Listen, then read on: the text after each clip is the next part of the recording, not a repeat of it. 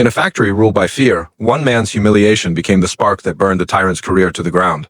When Greg Harper, a hot-headed boss with a family name to shield him, dumped milk over janitor Tom Delaney's head in a crowded break room, he thought he'd won. But Tom, quiet and unyielding, unleashed years of meticulously documented abuses, screaming fits, safety violations, stolen wages that rallied the workers and toppled Greg's empire.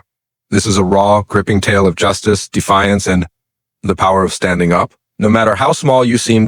It was a regular Tuesday morning at Harper & Sons, a mid-sized manufacturing company in the industrial part of town. The factory floor hummed with the usual clatter of machinery, the air thick with the smell of oil and metal. Workers moved like clockwork, focused on their tasks, but the tension in the air was palpable. Everyone knew about the incident. It had happened just before lunch the previous day, and by now, the entire staff was buzzing with whispers about what went down in the break room. The story had taken on a life of its own, passed from one worker to another, growing heavier with each retelling. Some said it was the final straw, others called it a disgrace, but everyone agreed. Something had to give. Tom Delaney, the janitor, was a quiet man in his late 40s. He'd been with the company for over a decade, always keeping his head down, mopping floors, emptying trash cans, and fixing small things around the factory without complaint. He was the kind of guy who showed up early, stayed late, and never made a fuss. His gray uniform was always clean, his work boots scuffed but polished, and his hands calloused from years of labor. Tom wasn't the type to stir trouble, but trouble found him. His boss, Greg Harper, the grandson of the company's founder, and the current operations manager, was a different story. Greg was in his early 30s, brash and known for his temper. He'd been running the factory floor like his personal kingdom, barking orders and belittling anyone who didn't meet his standards. Most employees tolerated him because he was a Harper and the name carried weight. But yesterday, Greg crossed a line that no one saw coming. A line that would ripple through the factory and change everything. The break room was crowded during lunch. Workers sat at long tables, eating sandwiches and sipping coffee, their conversations a low murmur. Some talked about their kids, others about the upcoming union meeting, but most just wanted a moment's peace before heading back to the grind. Tom was in the corner, wiping down a countertop, his usual routine. His mop leaned against the wall, and a rag hung from his back pocket as he scrubbed at a stubborn coffee stain. Greg stormed in, his face red, clutching a half-empty milk carton he'd grabbed from the fridge. No one knew exactly what set him off. Some said it was a bad meeting with a supplier who'd shorted an order. Others thought it was just Greg. Being Greg, always looking for someone to take his frustration out on, but he zeroed in on Tom like a missile locking onto a target. "Hey, Delaney!" Greg shouted, his voice cutting through the chatter like a knife. Heads turned, sandwiches paused halfway to mouths. Tom looked up, mop in hand, confused, his brow furrowing slightly. "You missed a spot on the floor by the presses this morning. You think I don't notice when you half-ass your job? You think I'm blind?" Tom blinked, his face calm but his eyes wary, like he was sizing up a storm about to hit. "I cleaned it, Mr. Harper. Checked it twice before the shift started. It was spotless." "Don't talk back to me," Greg snapped, stepping closer, his boots thudding on the linoleum. The room went quiet, workers frozen mid-bite, their eyes darting between Greg and Tom. "You think you're slick, huh? Skating by? Doing the bare minimum?" "I'm sick of it. Sick of you thinking you can just coast under my nose."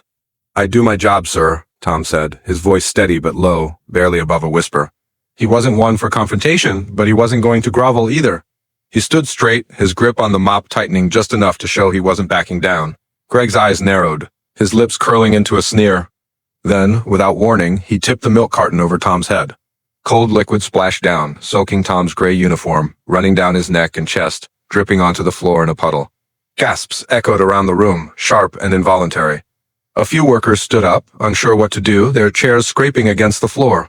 Tom stood there, milk running down his face, his hands clenched around the mop handle so tight his knuckles turned white. His expression didn't change, but his eyes burned with something new, something dangerous. "Clean that up, janitor," Greg sneered, tossing the empty carton at Tom's feet. It hit the floor with a dull thud, rolling to a stop against Tom's boot. Greg turned and walked out, his laughter echoing as he left the room in stunned silence. No one moved for a moment. The air felt heavy, like the whole room was holding its breath. Then Maria, a line worker who'd been with the company almost as long as Tom, rushed over with a handful of napkins from the dispenser. "Tom, you okay?"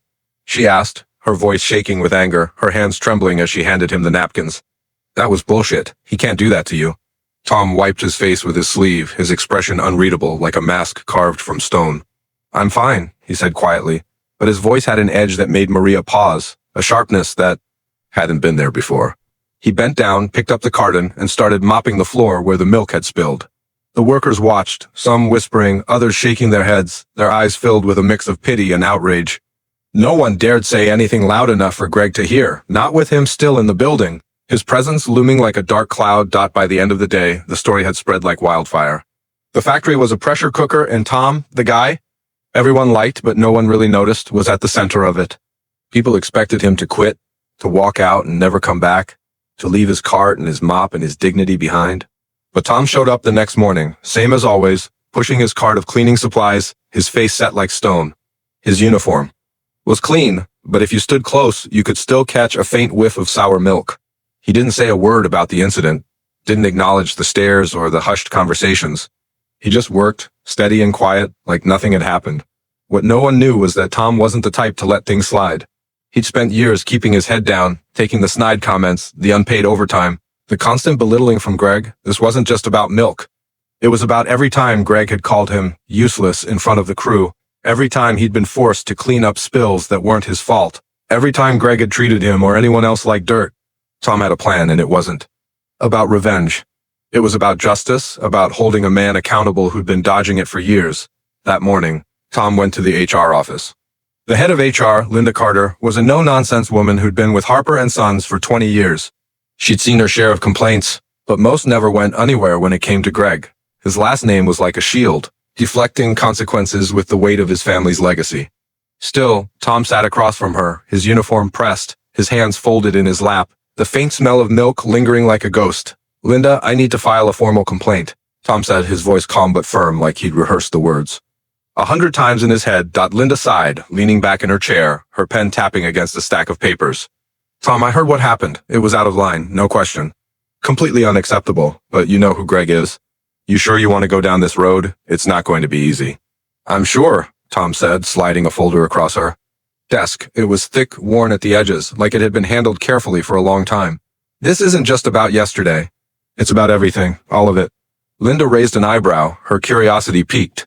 She opened the folder, and her eyes widened slightly as she flipped through the pages. Inside were pages of notes, dates, times, and incidents stretching back years. Times Greg had screamed at workers for minor mistakes, docked pay for no reason, ignored safety violations to cut costs. There were even photos of unsafe equipment, trusted bolts, frayed wires, a hydraulic press with a cracked frame that Greg had refused to replace, claiming it was fine. Tom had been watching, documenting, waiting, his quiet demeanor hiding. A steel resolve. The milk incident was just the spark that lit the fuse. "Tom, this is a lot," Linda said, her eyes scanning the pages, her voice tinged with surprise and something close to respect. "You've been keeping this for how long?" "Long enough," Tom replied, his tone even but unyielding. "I'm not the only one who's got stories. Talk to Maria, Juan, or half the floor. They'll back me up. They've got their own lists." Linda nodded slowly, her fingers drumming on the desk. "All right, I'll start an investigation. But, Tom, you need to understand Greg's not going to take this lying down. He's going to fight back, and he's got pull." "I know," Tom said, standing up, his hands steady at his sides. "I'm ready."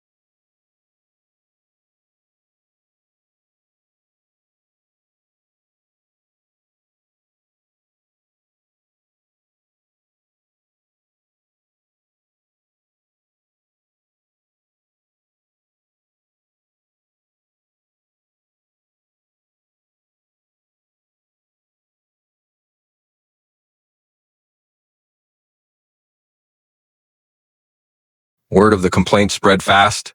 By noon, the factory was buzzing again, but this time it wasn't just gossip. Workers started coming forward, their anger spilling out like water from a cracked dam. Maria was the first, marching into HR with her own list of grievances, her face flushed with years of pent-up frustration. "Greg's been running this place like a dictator," she told Linda, her voice loud enough to carry through the thin office walls. "He screamed at me last month for taking a bathroom break." "A damn bathroom break." Sighed, "I was wasting company time. I've got 2 kids, Linda. I don't need that crap, and I don't deserve it." Juan, a machine operator with a quick smile and a quicker temper, was next.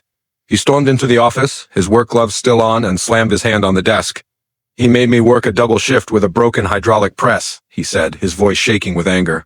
"Said it was my fault if it didn't get fixed by morning. I could have lost a hand.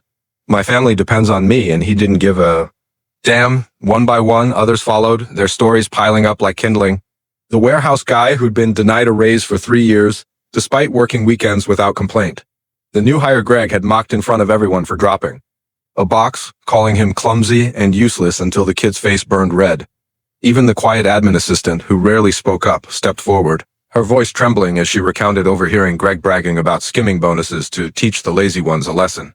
Linda's office became a revolving door of anger and frustration, each story adding weight to Tom's complaint, turning it into something undeniable. Greg, meanwhile, was oblivious. He strutted around the factory like nothing had happened, barking orders as usual, his voice echoing over the machinery. He leaned over workers' shoulders, pointing out flaws, demanding faster output, acting like the king of his little empire. But by the end of the day, he got a call from Linda. "Greg, we need to talk," she said over the phone, her tone clipped, professional, but with an edge that made his stomach twist. "What's this about?" Greg demanded, leaning back in his office chair, feet up on the desk, a half-eaten sandwich in front of him. "I'm busy, Linda. Make it quick." "Complaints," Linda said, her voice steady. "Multiple. You need to come to HR, now." Greg laughed, loud and dismissive, the sound grating through the receiver. "Complaints? From who? The janitor?" "Give me a break, Linda. He's lucky I didn't fire him for slacking. You're wasting my time." "It's not just Tom," Linda said, her tone sharper now. "You'd better get down here." Greg showed up to the HR office with a smirk, expecting to brush it off like he always did. He dodged complaints before workers who grumbled about his management style, but never had the guts to push it further. He was a Harper, after all. But when he saw the stack of statements on Linda's desk, his smirk faded, replaced by a flicker of unease. "What the hell is this?" he asked, snatching a page, his eyes scanning the typed words. "It's a formal investigation," Linda said, her voice cold, her arms crossed. "You've got over a dozen complaints against you, Greg. Hostile work environment, safety violations, wage issues." "This is serious, very serious." Greg's face turned red, his jaw tightening. "This is bullshit." "You think you can come after?" "Me? I'm a Harper. My family built this place." "You think some janitor and a bunch of whiners can touch me?" "Your last name doesn't make you untouchable," Linda said, folding her arms tighter, her eyes locked on his. "The board's already been notified. You're suspended, effective immediately, pending the investigation." "Suspended?" Greg shouted, slamming his fist on the desk, the papers scattering slightly. "You can't suspend me. I run this place. You're nothing without me. This is my factory." "Keep yelling, Greg," Linda said, unfazed, her voice steady as steel. "It's not helping your case. Go home. You're done here until we sort this out." Greg stormed out, slamming the door so hard the frame rattled, the sound echoing down the hall. The factory floor went quiet as he marched through, his face a mask of rage, his fists clenched at his sides. Workers watched, some with fear, others with quiet satisfaction, their eyes tracking him as he passed. Tom was at the far end of the floor, sweeping near the loading dock, his broom moving in steady, deliberate strokes. Greg spotted him and charged over, his boots pounding the concrete. "You!" Greg shouted, pointing a finger in Tom's face, close enough that Tom could feel the heat of his breath. "You think you can take me down, you lowlife? You're nothing. I'll have you fired by tomorrow. You'll be out on the street, you hear me?" Tom didn't flinch. He leaned on his broom, looking Greg dead in the eye, his voice calm but cutting. "You did this to yourself, Mr. Harper. Maybe you should have thought twice before dumping milk on my head. Or screaming at Maria, or ignoring Juan's safety complaints. You made this mess." Greg's hands balled into fists, his face twitching with rage, but before he could say anything else, 2 security guards appeared, summoned by Linda. "Mr. Harper, you need to leave," one of them said, stepping between him and Tom, his hand resting lightly on his radio. "This isn't over," Greg yelled as the guards escorted him out, his voice echoing across the factory. "You'll all regret this. Every single one of you." The factory didn't stop humming, but the mood shifted. Workers whispered, some smiled, others shook their heads, their eyes lingering on Tom as he went back to sweeping. Inside, he felt a weight lift, a pressure he'd carried for years easing just a little. He'd spent so long staying quiet, doing his job, taking the abuse. Now he'd spoken up, and he wasn't alone. The investigation took 2 weeks, and it was thorough. Linda and the HR team interviewed dozens of employees, cross-referenced Tom's notes, and pulled records from the company's servers. The evidence was damning, a mountain of proof that painted a clear picture of Greg's mismanagement. He'd been cutting corners on safety to save money, ignoring complaints about broken equipment, and docking pay without cause. There were emails where he bragged to a friend about keeping the workers in line by making examples of people like Tom, calling them disposable. There were logs of unpaid overtime, ignored injury reports, and even a recorded voicemail where Greg told a worker to stop whining about a leaking chemical tank. The board, led by Greg's uncle, Richard Harper, had no choice. Greg's behavior wasn't just a PR nightmare. It was a legal liability. The company was already facing fines from OSHA for safety violations, and a lawsuit from the workers was looming, with lawyers circling like vultures. Richard called Greg into a closed-door meeting at the corporate office, his face grim as he sat behind his mahogany desk.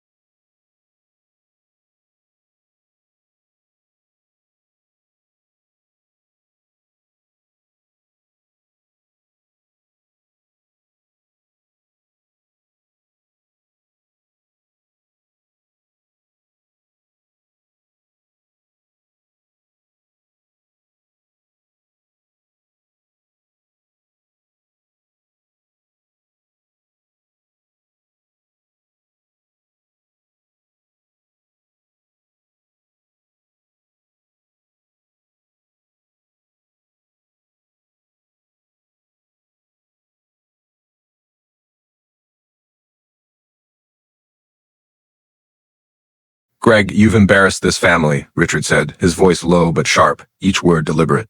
You've put the company at risk? You're done. What? Greg snapped, leaning forward in his chair, his hands gripping the armrests. You're firing me? I'm your nephew. I've been running that factory for years. You can't just toss me out. You've been running it into the ground, Richard said, his eyes narrowing. We've got OSHA breathing down our necks. Half the staff ready to sue, and your name all over it? You think you're untouchable because you're a Harper? You're a liability. You're lucky we're not pressing charges for some of the stunts you pulled. Greg laughed, but it was hollow, a desperate sound that didn't reach his eyes. You can't do this, I'm a Harper. This company is my birthright. Not anymore, Richard said, his voice final. You're out. Effective immediately, and don't expect a severance package. You've done enough damage.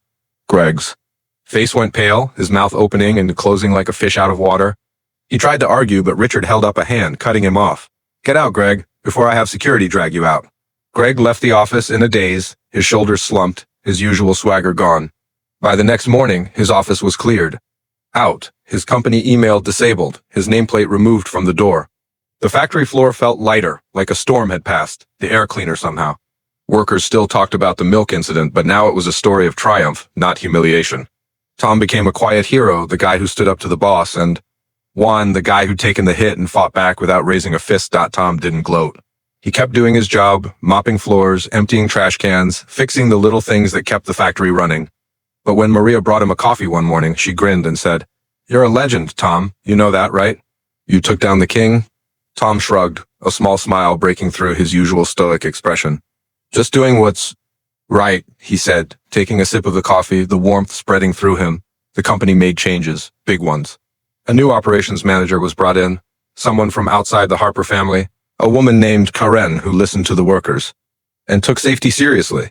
Equipment was repaired, safety protocols updated, and the workers felt heard for the first time in years. The break room got a new fridge, stocked with fresh milk, and someone taped a cartoon of a milk carton with Greg's face on it to the door.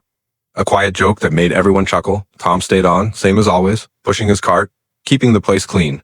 But now, when he walked the floor, people nodded at him, a quiet respect in their eyes. Some clapped him on the shoulder, others offered him a coffee or a handshake. He didn't ask for it, didn't want it, but he couldn't deny it felt good. Greg, on the other hand, was finished. Word got around that he'd tried applying at other companies, but his reputation followed him like a shadow. The milk incident, the complaints, the firing, it was all anyone talked about in the industry. No one wanted to touch him, not with the stories swirling about his temper, his negligence, his downfall. His career, built on his family name, was over, crumbled to dust in a matter of weeks, and it all started with a carton of milk, a single act of cruelty that sparked a reckoning no one saw coming.